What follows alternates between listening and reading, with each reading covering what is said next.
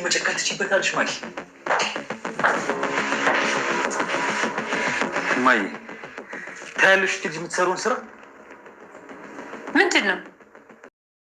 ማኪ በሚያሳዝን ሁኔታ የተስፋ መቁረጥ ስሜት የተሰማትና ከዚህ በኋላ እኔ ለዚች ምድር አስፈላጊ ሰው አይደለሁም፣ ራሴን ማጥፋት አለብኝ በማለት ለናትናኤል ፍቅረኛ ያዘጋጀችውን መድኃኒት ለራሷ ወሰደችው።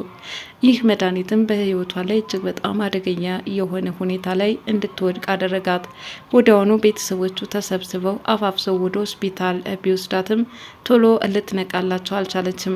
ግጥ ይህ የወሰደችው መድኃኒት በመላው የሰውነት ክፍሏ ከመሰራጨቱ በፊት የናታን እናት ቀድማ መድረሷ በድንጋጤም እያንዳንዱ የቤተሰብ አባላት እንዲሰበሰቡና አፋፍሰው እንዲወስዷት ያደረገችው ጥረት በሚገባም ተሳክቶላታል። እንኳን ማኪ ያለችበት ሁኔታ እጅግ በጣም ከባድ ቢሆንም በህይወት የመትረፏ ነገር ግን መቼም ተመስገን ያሰኛል። እንደሷ አወሳሰድና በዚች ምድር አላስፈላጊ ሰው ነኝ እኔ በማንም ተፈላጊ እስካልሆንኩ ድረስ መሞት አለብኝ ብላ በወሰነችበት አጋጣሚ የወሰደችው መድኃኒት ግን ለቁርጥ አልሰጧትም። ለማንኛውም ማኪ በህይወት ስለተረፈች በጣም ነው ደስ የሚለው። እናም ከስተትሽ ተምረሽ ነገ ሌላ መልካም ሰው ልትሆኝ ይገባሻል።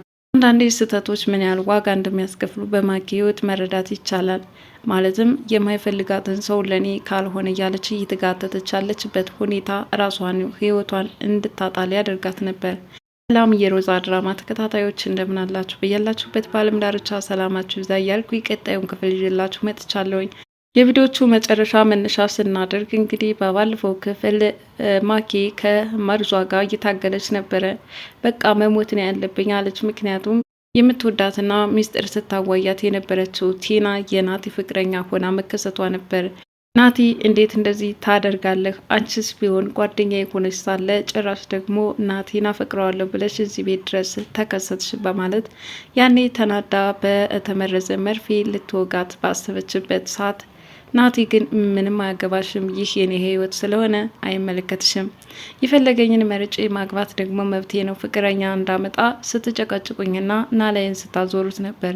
ዛሬ ላይ የእናንተን ፍቃድና ትዕዛዝ ለመፈጸም ስል ይኸው ፍቅረኛዬን አምጥቼ ባስተዋውቅ ሌላ ጣጣ አታምጡብኝ አለ። ይህኔ እንግዲህ ማኪ እሷ ትሆናለች ብላ አልጠበቀችም ነበረ። ከርቀት የጠበቀቻት ማለትም ምንም የማታውቃትና ብቻ ስሟ ሰላም እንደሆነችና ይቺ ሰላም ተብዬዋ ደግሞ በእሷ እጅ ልታጠፋት እንደምትችል ዝታ ነበር። ሁኔታዎችን አስተካከላና አመቻችታ ሳቅ ስልቅ ሆና ልብሶቿን ቀይራ በአዲስ መልኩ የተከሰተችው ሮዛ የእሷ አቀባበልና ሁኔታዋ በደንብ ጥርጣሬ እንድትገባ አድርጓታል።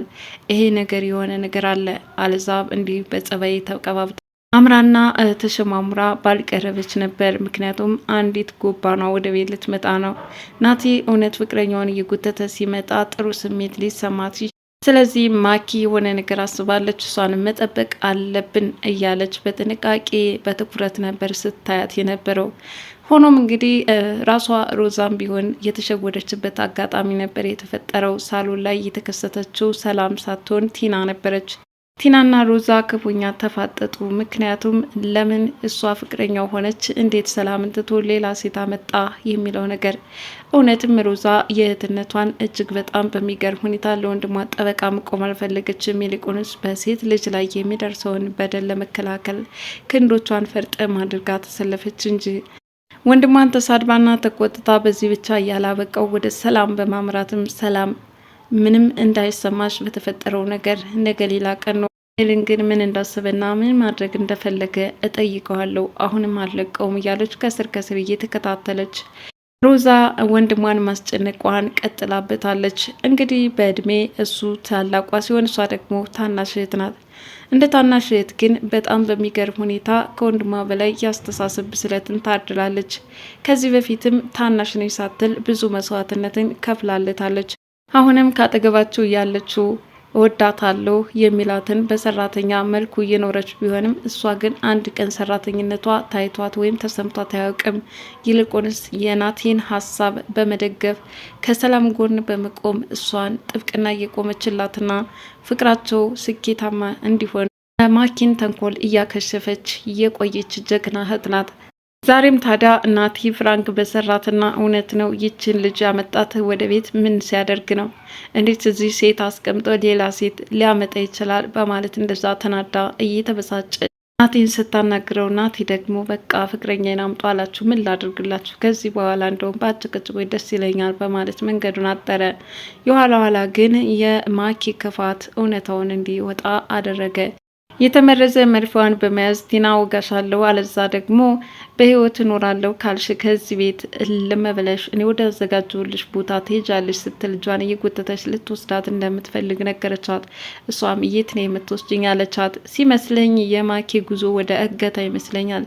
ማለትም ልክ በእሷ ላይ ሮዛ እንዳደረሰችባት ሁሉ አሁን ከአንድ ክፍል በመዝጋትም በቃ አንቺ የሚገባሽ ቦታዬ ነው፣ ከናቲ ራስ ተወርጅ እንደውረጅ፣ ካለበለዛም የኔን ፍቅረኛ ናትናኤልን ሁለተኛ እመለከተዋለሁ ብትይ በህይወት የመኖር እድልሽ በዜሮ የተባዛ ነው ብላ ልታስፈራራት ፈልጋ ነበረ።